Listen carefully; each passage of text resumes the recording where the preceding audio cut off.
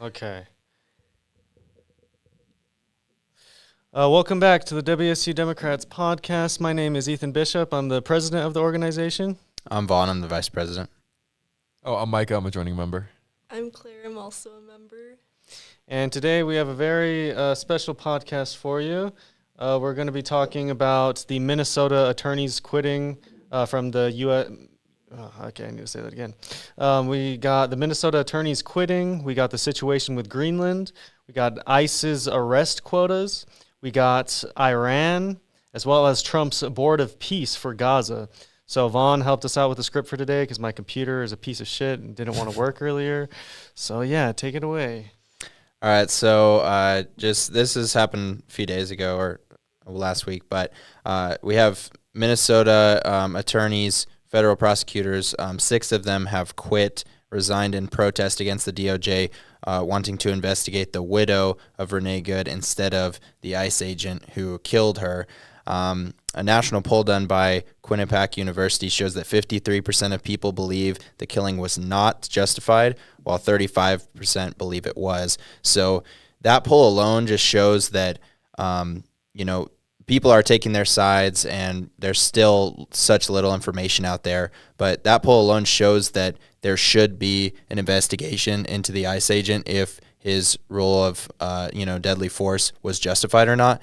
And then, whatever they decide to rule, either way, I don't think it matters as much the outcome, but more of actually looking into it. I would like to see, what I believe. I'd like to see that outcome come forward, but ultimately, the most important thing would be to actually open an investigation into that ICE agent. And when you have the FBI taking over the investigation and not letting local authorities access anything, they just push the narrative of Trump and Kristi Noem that she was domestic terrorist and all that. And then what the DOJ wants to investigate, her name is Becca Good, and they want to investigate her for encouraging protest and or obstructing ICE operations. So the day she was killed, Becca was outside of the vehicle, on the other side of it, not the side the ICE agent was on, and she was shouting things. And in one video, you can hear her. She's urging Good to drive the vehicle. Which, she's not saying run them over. She's just saying to drive, could be to get away, and, clearly she turned the wheel. So we know that's not what she said. And then some people I've seen online that some people think the attorneys stepping down is just giving up.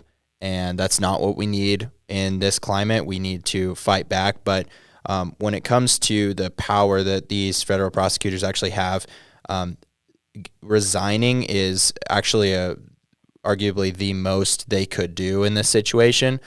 It does, it created a ton of news stories. It was on the front page of a lot of things. So this actually is good that they're doing this, but it's not the end, and we need to see more of it. Yeah, so I think that there needs to be an investigation from Minnesota State Police and all that going into what happened with the shooting of Renee Nicole Good, because I think that would show that this is not a clear-cut case of self-defense, clearly. Just like J.D. Vance tries to say it is with, he just, angrily responded to a reporter, oh, she tried to run him over and he defended himself. And it's like when clearly she was just trying to go forward. He was in front of the car, which he wasn't supposed to do per DHS and DOJ policy. You're not supposed to put yourself in a situation where deadly force is the only acceptable alternative if they start to drive. So they're not supposed to do that because you're not supposed to shoot someone as they're driving away. So if you obstruct their path to drive away, that's not then a justification to shoot them. So what would happen is, they would be investigated, and what the prosecutor would say is he relinquished his right to self-defense when he stood in front of that car, when he broke his own policy in order to murder this woman, okay? And he was filming it on his phone. He switched hands so he could pull out the gun as he was recording. After he shot and killed her, he called her a fucking bitch. And also, he got away from the car when it kind of hit him a little bit, proving that as she was turning. So that proves that he could have gotten out of the way without shooting her. So to say it's self-defense, it's like you can't shoot someone when it wasn't necessary to protect yourself and then claim it's self-defense. Like that's like me, someone coming after me and I'm running away from them and I'm clearly outrunning them and there's no chance they're going to catch up to me, and I pull out a gun and shoot them and say, oh, it was self-defense. It's like, no, you could have gotten away. So that was the reasonable alternative. And self-defense inherently, it has to be a last resort, period. And that wasn't the last resort for him because he could have gotten out of the way. Mm-hmm. And I know there's a lot of talk about like, oh, what they do in like a split-second decision and all this kind of thing. And I get that it would be hard. I work with adults with disabilities. I've worked in a very hectic day program. I've worked in a very hectic group home where you have people trying to attack you, throwing things at you, doing stuff. I know it's not exactly the same, but people who deal with those kind of things, they're held to a higher standard. And when you mess up like that, you need to be held accountable, okay? Because someone is dead because of this, okay? Someone is orphaned because of this. Okay, and someone is now being investigated for trying to alert their neighbors about ICE agents and trying to set up protests and fight against Trump's basically Gestapo agency, and they're trying to investigate her to have a pretext for the murder, basically. That's what they're trying to do. They're trying to say, oh, well, look at Becca Good. Look at how terrible of a person she was. Look at how terrible of a person Nicole was. Okay, her death was justified. And that's what they say. A lot of the time, they're not even trying to justify the actual murder. They're trying to say, oh, she was a professional agitator. She was a paid agitator. She was doing this. She was doing that. That doesn't justify killing her. That doesn't make any sense. So it doesn't matter what she was. That doesn't justify indiscriminate murder. We live in the United States of America, okay? You have a right to due process and not to be murdered just because you're setting up a protest against a bunch of masked thugs who brutalize people left and right. Yeah. I 100% agree with all that, and I think there could possibly be a case, of the other side, of the other opinion of if it was justified or not. I think that the particular ICE agent, could honestly say, there's a possibility he could honestly say, like, I really thought she was going to run me over. I thought my life was in danger, so I decided to make that decision. But considering that, then there should be an investigation, and we should look into it and decide which side there is, and not just have the Trump administration calling all the shots and not having an actual court of law decide what goes on. And then I will say, maybe might be a hot take, I don't know, but I really think that interfering with ICE raids and obstructing ICE officers is not the protests we need to see in this climate right now. I think protesting ICE is absolutely great, and that's what we should be doing. But when you're, inherently obstructing ICE operations, I think it just creates more violence and makes everything worse, makes the political polarization worse. And, whether things are justified or not, people get killed, people get arrested, people get hurt, So I really think that's not the route we need to be going to kind of fight back against ICE. But I do think that peaceful protests and taking legislative action is absolutely the route we should take. Leading back, one of the things that I'd like to point out is that Jonathan Ross, the ICE agent that did do the shooting, does technically have a case where he can present himself as self-defense, because when they looked into his history, they realized that he had another car-related incident. Mm-hmm. So he could make that argument, oh, I previously experienced something similar. I was hurt in this incident. I figured she would do the same. However, I don't think that's stand in court, because in Minnesota, they do have the duty to retreat law, where it's not the stand your ground law like in Texas, where if you have a reasonable duty to retreat, you should get out of the way. And relatively, he was out of the way. It is often discouraged to shoot at a moving vehicle because that doesn't stop the moving vehicle. The car's going to keep going regardless, which is why often it's frowned upon shooting at the moving vehicle. Another thing I'd like to note is the hypocrisy with a lot of the other side of the political spectrum, where, when Charlie Kirk was assassinated, every single political lawmaker on the Democrat side immediately said it wasn't a good thing. We are not in support of this. This is wrong. But, when it happens to someone else and it's an ICE agent, Trump, Vance, the entire administration, they were, oh, it's self-defense. She was a radical leftist. She was crazy. She was trying to hurt the ICE agent. She was trying to kill the ICE agent. It's really just showing the level of hypocrisy that a lot of them are feeding into. And another note, if you truly believe that that ICE agent's life was in danger, then you should be of the same belief that every single person who stormed January 6th could have been shot. Exactly.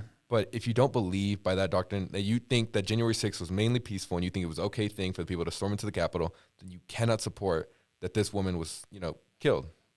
Because it's simply unfair. You have to hold people to the exact same standard no matter where they are. Because every single one of those cops felt in danger and they were acting in self-defense, but none of them started blasting, except for the one where she was stopped from entering a very restricted area. Except in this instance, she clearly turned her wheel in the video. She sees him. She starts going. She turns her wheel, moves out of the way, and she's then shot. So, and it really shows just, how unfair it can really seem on our side. But I do agree here that obstructing ICE agents and their federal duties isn't the best way to go about it. I understand your want to and your desire to of well, now it's more than just, immigrants. It's just people who look like me, or it's people who, don't do anything. So I have to go out there and stop. But I think there are better ways of going about that. Yeah. I agree with you guys about, I don't think that we should be directly obstructing ICE investigations and just the different things they do. I think that just give them more people to arrest, more people to brutalize. I don't think you need to get arrested and all that in order to make a good change. And I also think it's important to note when they call Renee Nicole Good a domestic terrorist, which there's no way that she could ever possibly be classified as that. She wasn't using violence to enact her goals. Clearly, by just being in the middle of the street with her car and trying to drive away, that wouldn't classify her as a domestic terrorist. If anything, there's a much stronger argument that Ashley Babbitt, who is that January 6th insurrectionist who got shot, is a domestic terrorist because they came trying to overthrow and disrupt a constitutional process that was happening to inaugurate Joe Biden in order to count the electoral votes and put it in there, basically. Sorry, that came out kind of weird. And she tried to obstruct that, and she had a knife in her pocket. She was trying to climb through a broken window to get to cops and members of Congress, and then, of course, she got shot. She was using violence to get her ends. She was using violence to get her ends of overturning the 2020 election because Trump sent them there. And by the way, one thing that I have been thinking about recently is how Trump literally did nothing during the January 6th insurrection. I think it was for over 3 hours. He literally sat in the Oval Office watching TV. Allegedly, he had, been on the phone about other efforts to overturn the 2020 election, even while the January 6th insurrection was going on. And then, interestingly, after January 6th, when the January 6th Select Committee, which had a few Republicans on it who are now not in Congress because, of course, they got repudiated because they were involved in investigating January 6th, they found that phone records were missing from that time in which Trump was in there and he was watching the January 6th insurrection. They don't know what he was calling people about or what they were saying or if he was coordinating it, what he was doing. We have no idea because all of them were wiped, as well as a bunch of Secret Service communications from around that point. Hundreds, if not thousands, of communications got deleted. And I just find that very concerning and shady. But yeah. Yeah, I mean, the comparison to January 6th is really powerful because you can just use it against people who, are justifying the killing of Renee Good and say the same thing about Ashley Babbitt and just see how they respond to it. I intend to debate with people in the next few days and use that comparison and just see what they have to say because, it is very unfair, like you said, and it just doesn't really make any sense to, defend one and then not the other. Yeah. But if you guys don't have anything else, we'll move on to Greenland. So clearly we're kind of ramping up the pressure to Trump wants to take Greenland. And I want to highlight in 2004, the U.S. signed the U.S. Greenland-Denmark Defense Treaty. And what this said is that this treaty allows the U.S. to do pretty much whatever we want military-wise in Greenland for our military bases. We just have to consult Greenland and Denmark first before we do it. So this gives us a lot of power, a lot of wiggle room to protect Greenland for national security, which is exactly what Trump says, which I'm not convinced that's what it's about. But it's specifically what the U.S. can do under this treaty is we can operate bases, radar stations, or other defense infrastructure, conduct military exercises and deploy personnel, make operational decisions regarding security and defense. As long as the U.S. consults and notifies Greenland and Denmark before major changes, it is legally allowed to act. So the whole argument just kind of diminishes that this is for national security against China and Russia, because we already have the power to protect Greenland from China and Russia, and we have the freedom to ramp up our military, ramp up our bases and soldiers and military infrastructure, all that. We just have to consult them first. And what we're saying is, first of all, we have moved troops into Greenland without consulting them, so we haven't followed that treaty. And then again, Trump wants full control of Greenland, and is acting like it's for national security. And it's just the same thing with Venezuela. It was about drugs, and it's really about something else. I think the same goes here. It's about national security. Might be about their rare earth minerals, which we already have. We can mine there. I think it would give us more freedom if we had less, regulation if we had control of the country. But I was also looking up, researching this. I looked on Fox News and saw a news story that was just calling the people of Greenland paid protesters, because the right just loves to call every protester a paid protester to, diminish their credibility. And you really think the people that live in Greenland, obviously they're furious. No one who lives in Greenland is happy about this. No one wants to be part of the U.S. And you really think they're protesting, and it's all fake.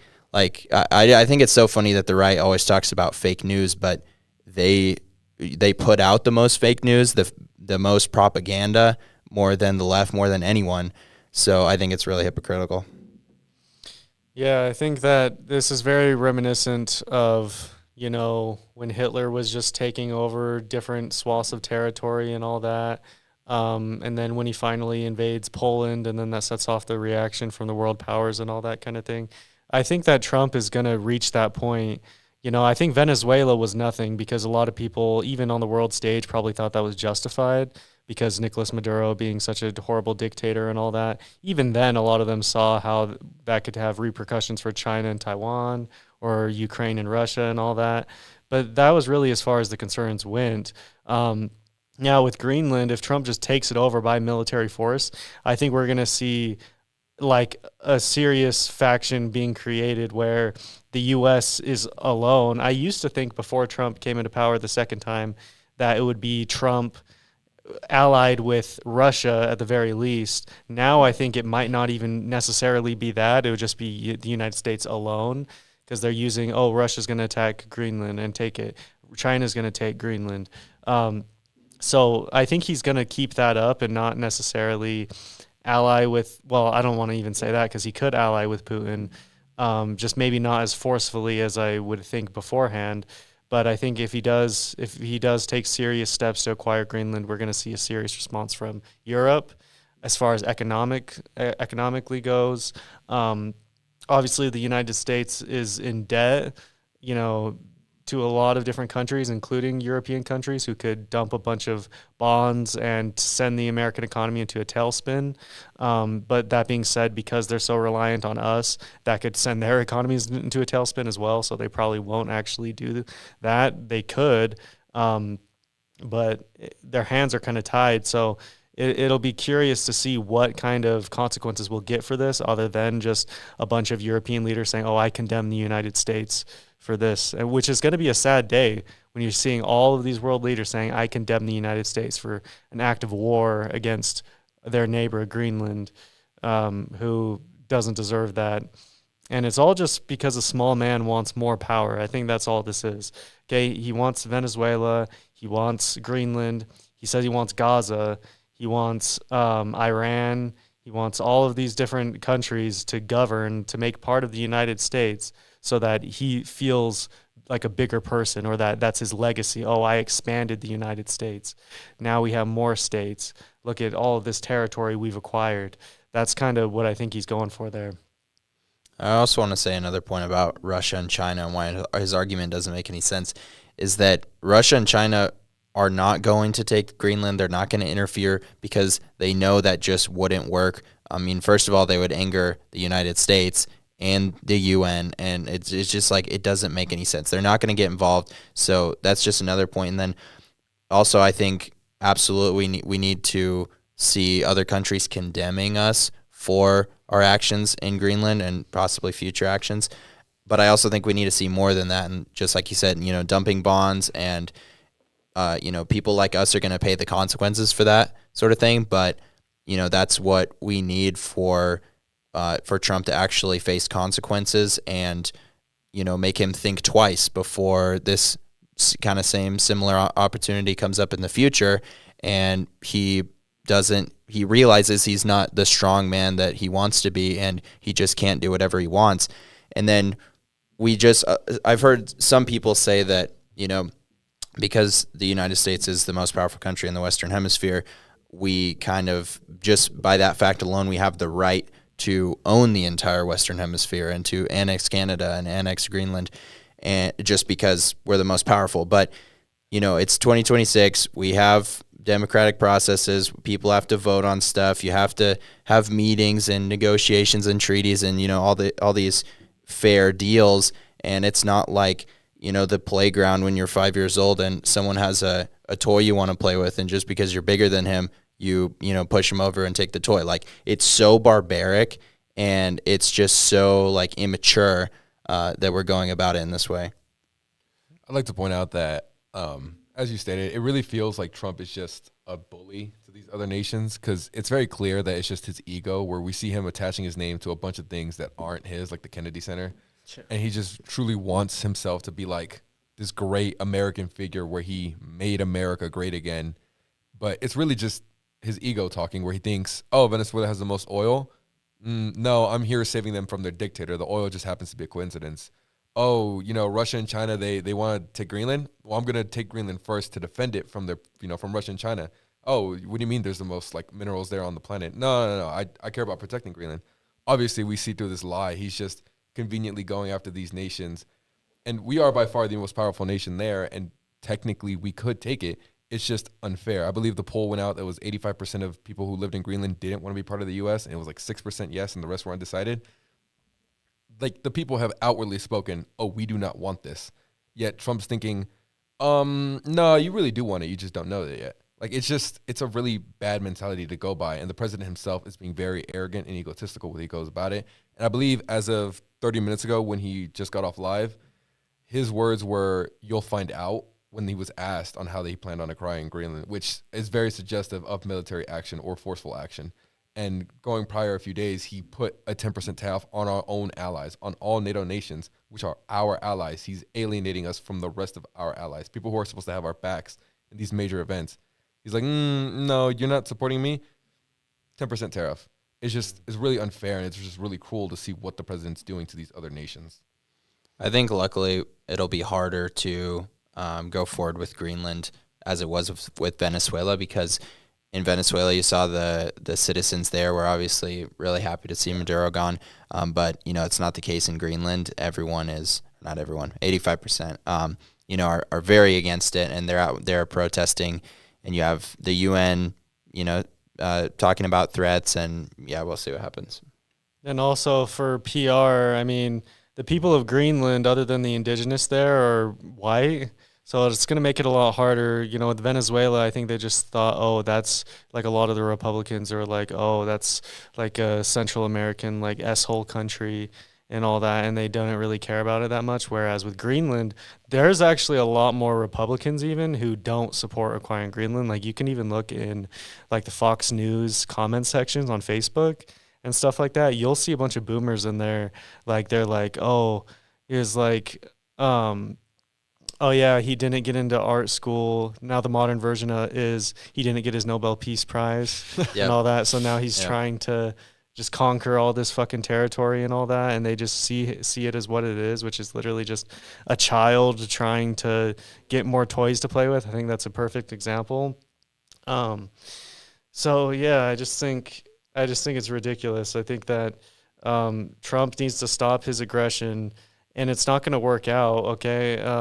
People aren't going to support it, and he's going to be seen more and more as the war president. They said he's the peace president. No, they changed the name of the Secretary of Defense to the Secretary of War, and the Department of Defense to the Department of War for a reason, because they wanted it to be more aggressive, okay? And there's a reason why it was called the Department of Defense. It's because it was symbolic, but they don't want that. They don't want that symbolism because they want to be the aggressors, and that's what we are in the case of Greenland. In some ways, you could say that's what we are in the case of Venezuela, but you don't even need to talk about that. I think that Greenland, if what we think is going to happen, far more of a moral atrocity, because there's far less of a justification to do it. Because also Denmark is a NATO country too, so that adds even more credence to the point that Russia and China would not attack Greenland. So, yeah, that's what I think about it. Yeah. Just like a quick thing before we move on. I think it's really funny how a lot of what he ran on was the no new wars and lower economy and how we're going to be tired of winning. I am very tired of winning, as he puts it. Yeah. And it's just interesting to see how people will switch up. They'll be like, oh, well, Trump's the greatest president. He's never had any new wars. Oh, really? Well, he just kidnapped, the leader of another nation. Yes, he's a horrific person. Maduro is a very, very bad person. But you can't just go in there and just take him out like you want to. And then you can't just go acquire another area just because you want to. And so I think the whole no new war slogan is really funny because that's just like, it's just funny to see how it aged, because it aged like milk.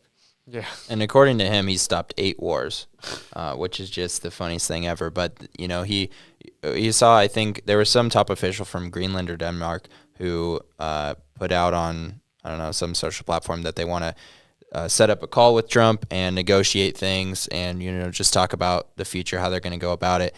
And he responded saying, I'm the broker of peace and I've stopped 8 wars and I didn't get my Nobel Peace Prize, just like literally whining and crying about it. So the Nobel Peace Prize is really his not getting into art school. So, we'll see how far he gets into, I mean, I like the image that he goes to sleep with Mein Kampf on his nightstand every night, because it's so similar. But we'll move on to ICE arrests. So the Wall Street Journal just published an article citing that Stephen Miller, who is the current Homeland Security advisor, has pushed for a quota of 3,000 ICE arrests per day. So this isn't confirmed. This is just what the Wall Street Journal says. There's a lot of different numbers. Obviously, DHS, claim that this isn't true, but it would make sense if it is, because it would kind of explain their aggression, and they're just trying to meet that quota. They're going after people with no criminal record. And I was just talking to someone over the phone today who kind of had the other side opinion, and he was saying, why are people protesting, criminals, sex offenders, rapists? Why are people protesting, not to get them out of the country? And I said, well, everyone wants, across the board, everyone wants those people out of the country if they're illegal, or I guess regardless if they're not. But it's not what we're seeing, and it's not what DHS has said that they're going to do when they carry out these deportations. They said they're going to go after violent criminals and people with a criminal record, but you see they're deporting people with 0 criminal record and just people working. They're paying their taxes. They're following the law, and they're getting their windows smashed and separating families and all that. So my response to that question would be that, everyone wants the bad people gone, and the DHS says they're going for those people, and they definitely are, but it's I would say a minority compared to the other side that they're deporting, who are the good people, the law-abiding citizens. Yeah. What I would say is basically a similar thing where, with ICE, I think that there is like a need to deport gang members and criminals and rapists and people who came into this country illegally, who committed crime either back in their home country or here in America. And we should have agencies to investigate that. We should have a strong border where we're not just letting anyone through and all that kind of thing. But for for the people who are already here, I don't think anyone should have a finger laid on them by a federal agent unless they've committed a violent crime. And, that's not the case. I mean, when you have, the statistics of, the criminals on the books who were, detained by ICE and all that kind of thing, and who had been convicted of violent crimes and all that, it's in the single digits of percentages of who these ICE agents are detaining and deporting. It's a large percentage of them. Their only violation is being in the United States illegally when they've been contributing to this country. They don't commit violence, all that kind of thing. And they're wasting resources on deporting these people who benefit our country, who work these small businesses, which are literally getting shut down. They're deporting them when they should be using their resources to go after the violent criminals. And if anything, if they didn't waste resources going after innocent brown people, maybe they would have a better time going after the gang members and that sort of thing. Because you only have so many resources, you only have so many agents. I know they just like to spawn a bunch of them because they hired a bunch of January 6th insurrectionists and are just putting ads on Snapchat and TikTok or whatever to get these low information, whatever jock-ish like dudes just to come in there and just to abuse people and all that kind of thing. That's why ICE needs to be abolished, and everyone who currently works for ICE needs to be fired and need to be replaced, because there's clearly been something going wrong with, you see how many human rights abuses. I've seen a video, it honestly reminded me of the George Floyd video, which I believe also happened in Minneapolis back in 2020. It was like a few blocks away. Yeah, that's fucking crazy. Yeah. I saw a video, a bunch of ICE agents on this dude, where it kind of looked like how George Floyd, how Derek Chauvin was on his neck, and they have him like that on the ground. Then the ICE agent goes like this, and then just freaking just knees him in the head, literally just so hard, and they just keep on trying to arrest him and just putting him down. He's not even resisting, by the way, literally just laying there on the ground, and they knee him in the head like that.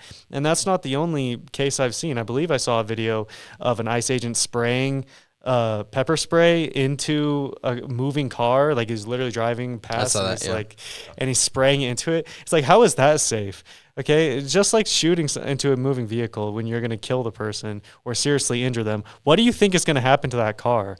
Like Renee Nicole Good's car then crashed into another car. What if it crashed into a person? And then someone's really in danger because you shot her, not you, but someone else is now because of you. Could someone shoot you to stop you from shooting her because they felt like they were going to get hit by the car if you shot her? It's like, come on now. You can make an argument like that. Yeah. One of like the common criticisms I've seen people push forward is, oh, well, Obama deported so many more people. Why were you in protest now and not in protest of him? One, I've had that told to me. I was like 10 when he was in office. But secondly, Obama did it without having American citizens killed in the streets.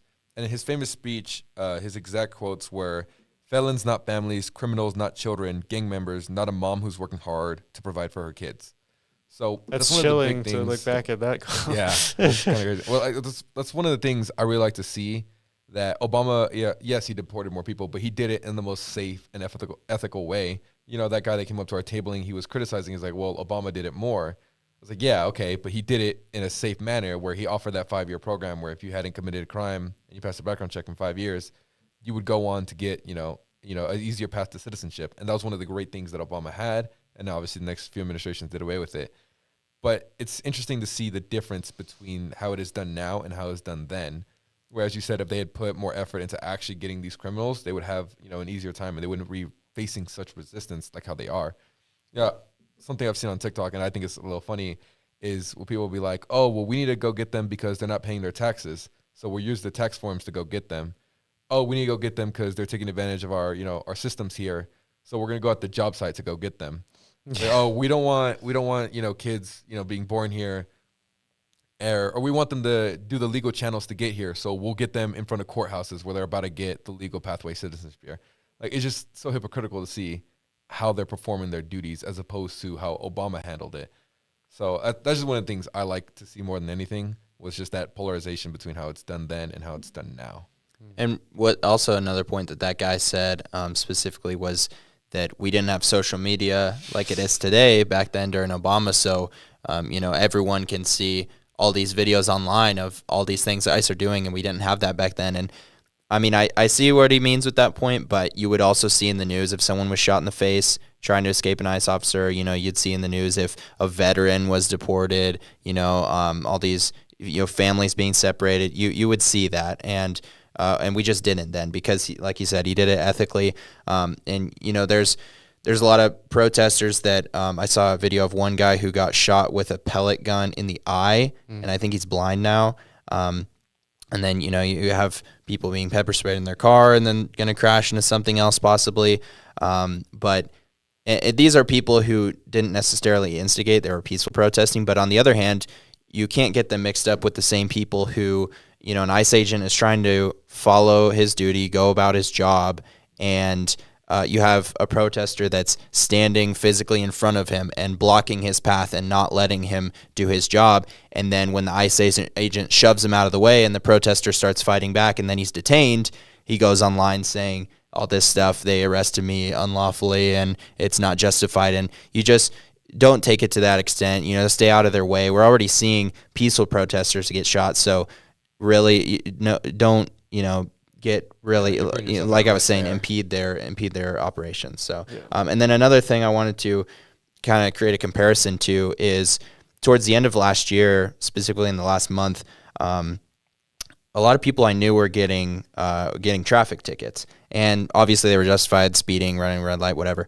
But people, they didn't really get them that often before, and then all of a sudden, this last month of December, a lot of people I knew were just getting traffic tickets. It seems like all of a sudden just increased this number, and the reason behind that is because just like the ICE agents, the police have a quota, and they have to meet it before the end of the year. So they start, being a little more strict, trying to meet that quota. And yes, these people did commit a crime. They were going over the speed limit, whatever it might be. But in this case, it's, obviously they got to pay the ticket if they sped. But when you have a quota like that, you just take away the focus and just start really going after everyone, and it just becomes a little more sloppy. Not necessarily in the traffic violation scenario, but with ICE agents, it's absolutely sloppy. You're arresting veterans and people who have no criminal record. So I don't think the quota is a good idea.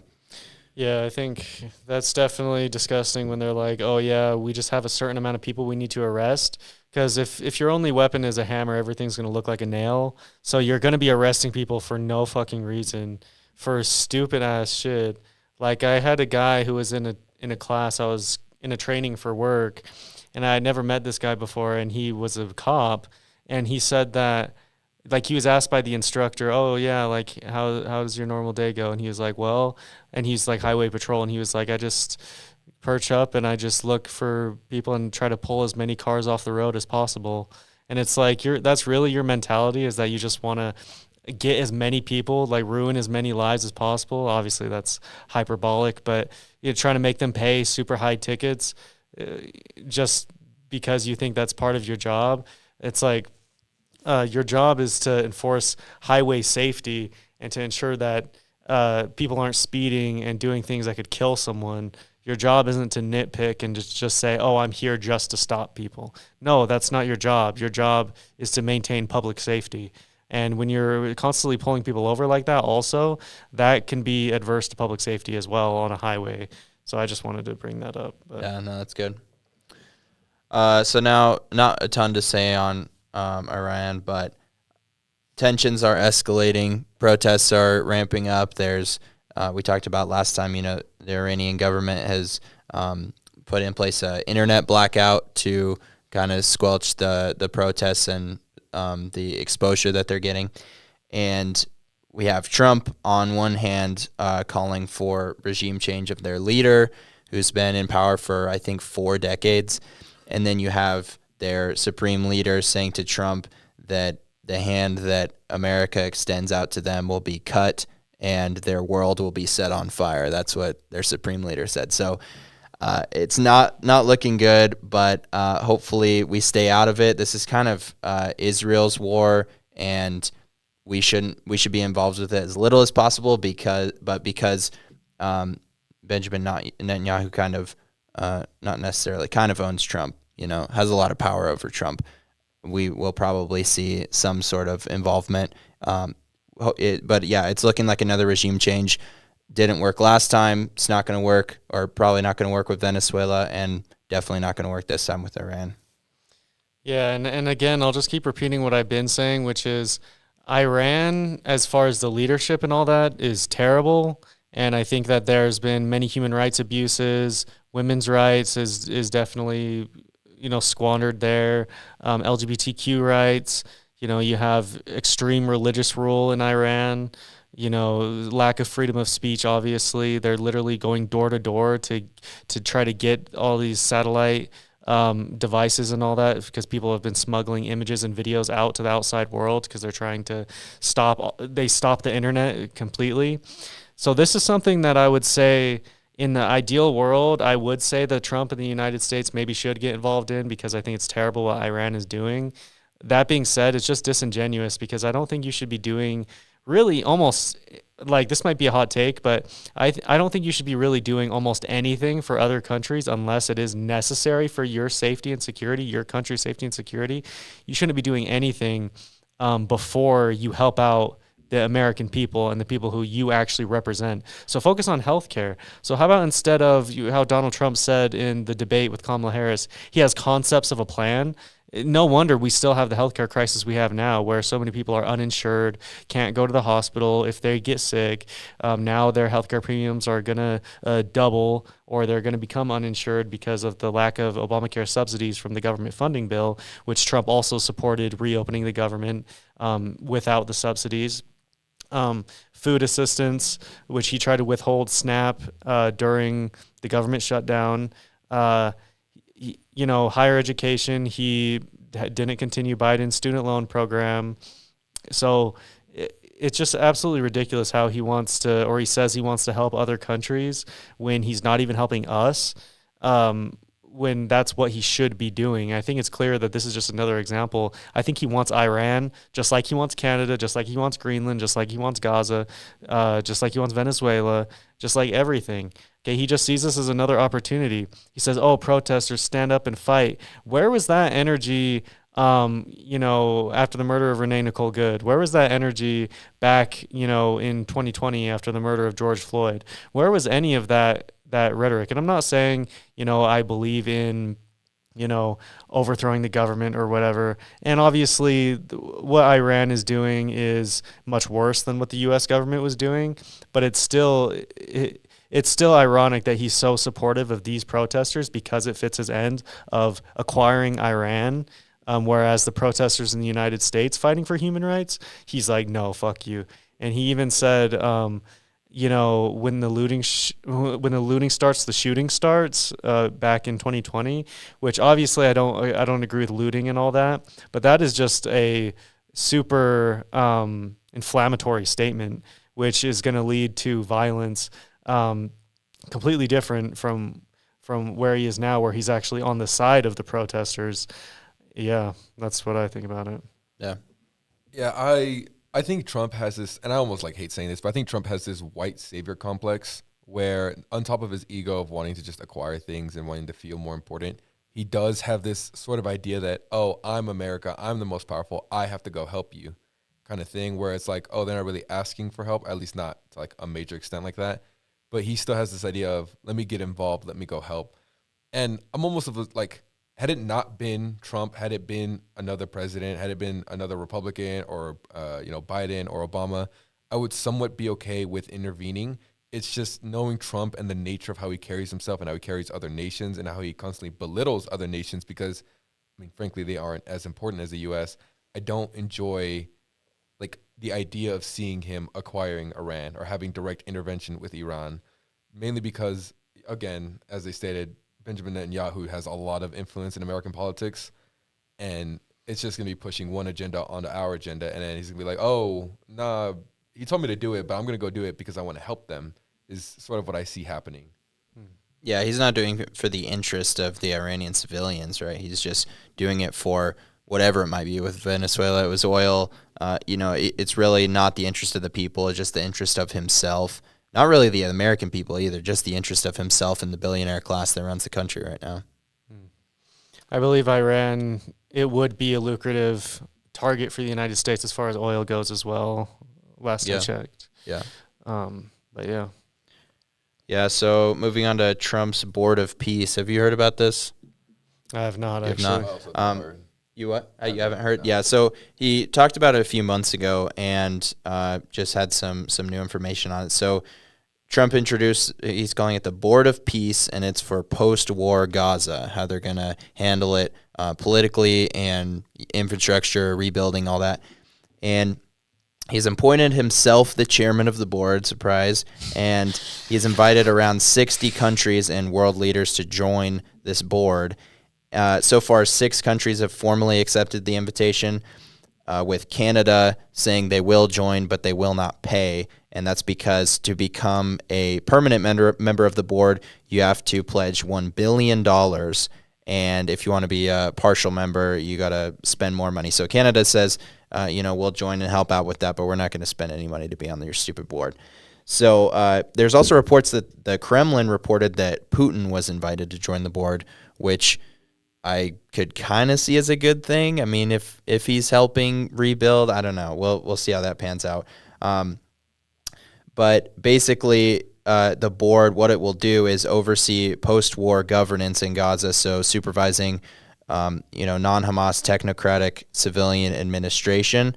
They would coordinate reconstruction funding from member countries for housing infrastructure and basic services, provide security oversight, bypass or supplement the UN, with the board acting as a centralized decision-making body led by the U.S., and then they would use international buy-in, using countries that join or fund the board to legitimize and enforce the post-war plan. So Trump has said that he loves to boast. He'll say that this board could rival the United Nations.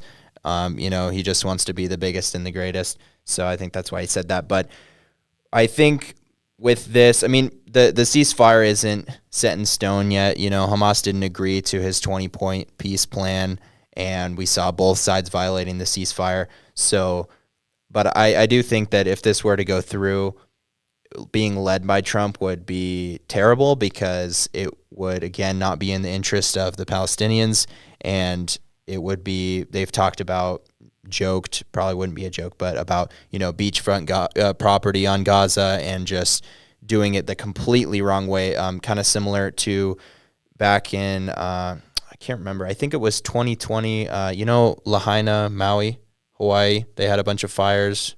You know about that or no? Oh, yeah, I remember that. Just absolutely devastated community in Lahaina on Maui, and it proportionally affected the native community and low income, and they're really trying hard to fight back against rich real estate companies buying up the rubble and empty plots to just even further drive out the natives and just create this extremely overpriced housing. So I'm hoping if this goes through, that's not what we would see with the reconstruction of Gaza, but we'll have to see.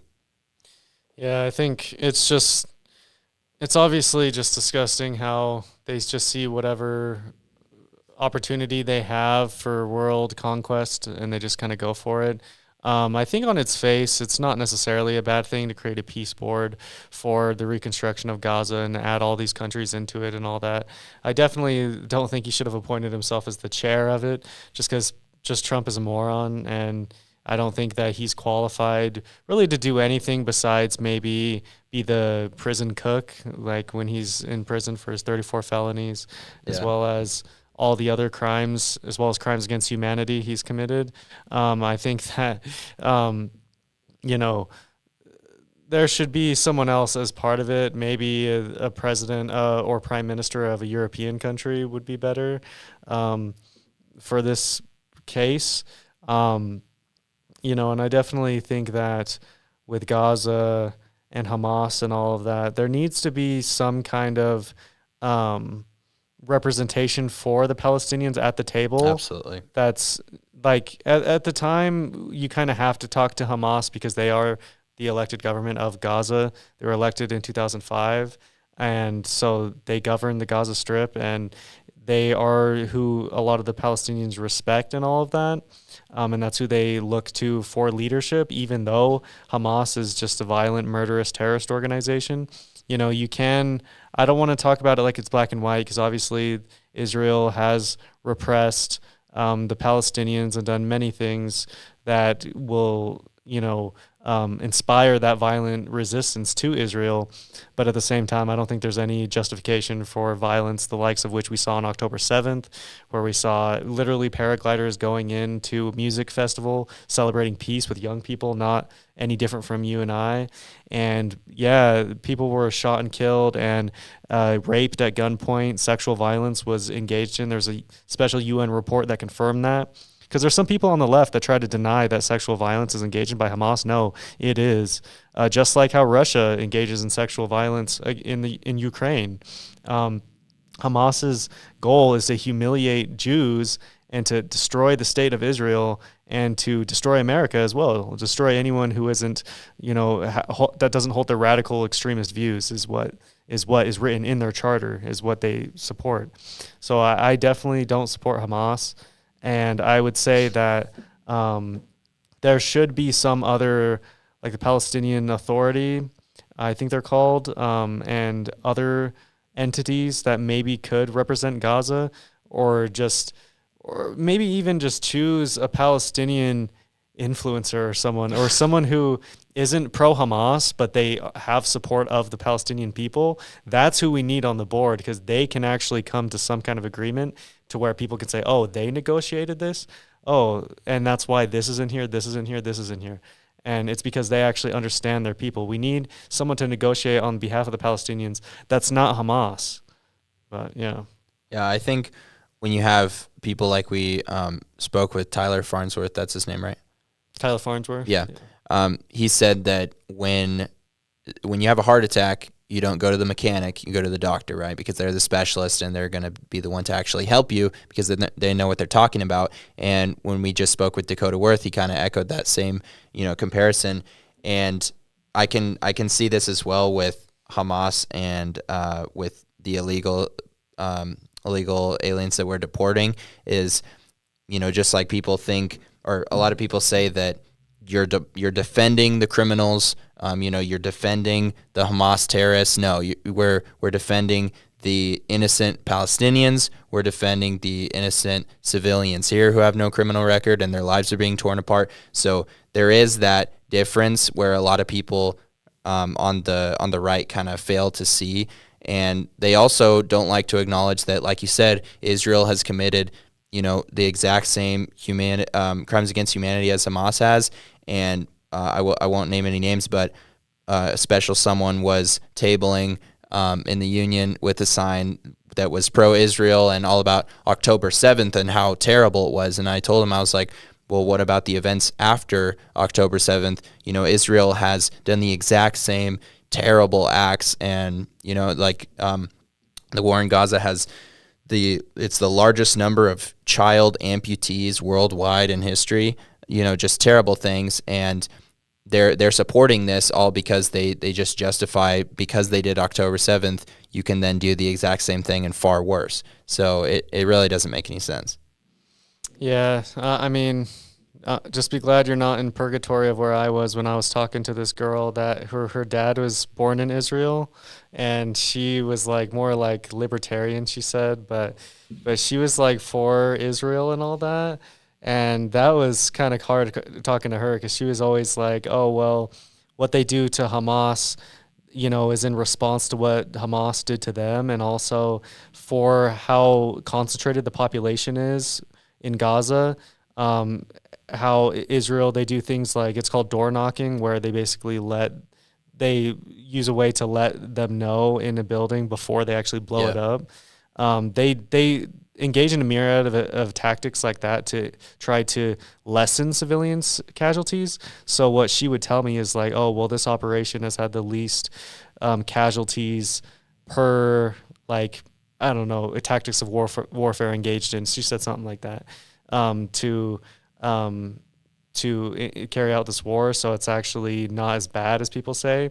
But it's with Gaza, it's uniquely bad because of how much of their population is young. They're disproportionately younger there, so that's why you have so many children being killed, as well as some different.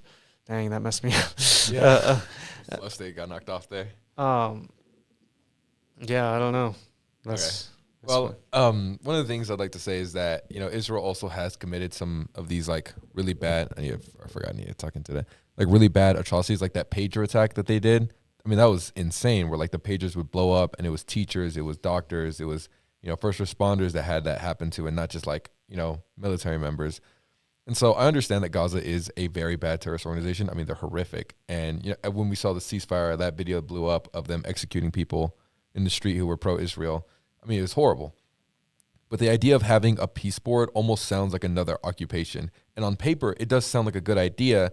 It's just back to my previous point that it's Trump leading it, which is unfortunate. And then we'll also bringing in Putin, the alleged like invite of him being on there, almost seems like a conflict of interest because, well, what's going to happen when they get there and they disagree on how to govern things?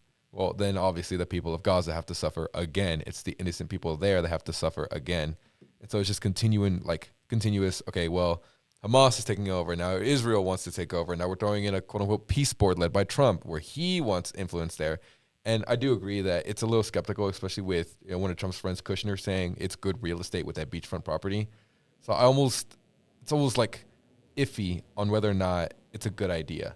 Because, again, it does sound like a good idea on paper, but it just seems so reckless with the people we have leading into it. Yeah, and just to say again, like, to reiterate what Ethan said, you need Palestinian people on that board, not just wealthy individuals who pledge $1 billion to, kind of govern the reconstruction and just put their interests first. It just doesn't work like that. In the same way, you can't have, you need to go to doctors when you want to talk about abortion legislation, and you need to go to, people who have some experience or it directly affects them. Like, we don't want these signature gatherers coming from out of state, trying to get signatures for something that, one, they don't understand, and two, it doesn't affect them because they don't live here. So you need people who are directly affected by this board. They need to have their voices be heard. Yeah, and I remember what I wanted to say, where even though it could be said that Israel engages in a myriad of tactics to lessen civilian casualties, the fact is they've still made very many decisions, like blowing up the biggest refugee camp in Gaza at the time to kill just a few Hamas members. I think stuff like that's disgusting. And even though we do have the right to go after Hamas, and I think Hamas, I have no love for them. I honestly think Hamas should be exterminated pretty much. I just think that it should be done in a very, very particular way and a very precise way to where you're trying to not kill very many civilian casualties at all. Just like, I wish I remembered the exact details, but Biden carried out a strike in his presidency where it was like one of the leaders of Al-Qaeda. He was actually one of the people behind the 9/11 terrorist attacks. And yeah, they killed him in the Middle East. They did a drone strike. He was on his balcony and they killed him. And they didn't kill, I believe his wife and kids were in the house. They didn't even get touched. Yeah, it's actually crazy when you look it up. People say, oh yeah, Biden, you're so feeble. They look at his withdrawal of Afghanistan. Look at it. I think his name was Al something Zawahiri. Yeah, that's the dude that got killed. Mm-hmm. And that was a clean operation that I think the IDF could learn from, of killing these high-ranking Hamas members. But they do use civilians as human shields. I think that should be acknowledged as well. People will like to say that they don't, or that they try to make excuses around it. They do, like Hamas is very awful in how they go about like their military tactics. But the idea of, Hamas killed 10 kids, so we're only going to kill 9 doesn't make it better. Like, it's, hello, you're still killing kids here. Yeah, I agree. Yeah, and compared to past wars, if you compare civilian casualties, Gaza, naturally, that number is going to be higher because it is so incredibly population dense. And even if you do really try to avoid civilian casualties, there's going to be a lot of them. But, like you said, they're still blowing up schools and hospitals and, just kind of counting the Palestinians as just collateral that has to come with these few top Hamas officials. Yeah. Yeah, if you guys don't have any more thoughts, we'll wrap it up. Yep. Well, thank you to everyone for joining us today. I hope you guys have a very nice day or night, everybody. I'll see you later.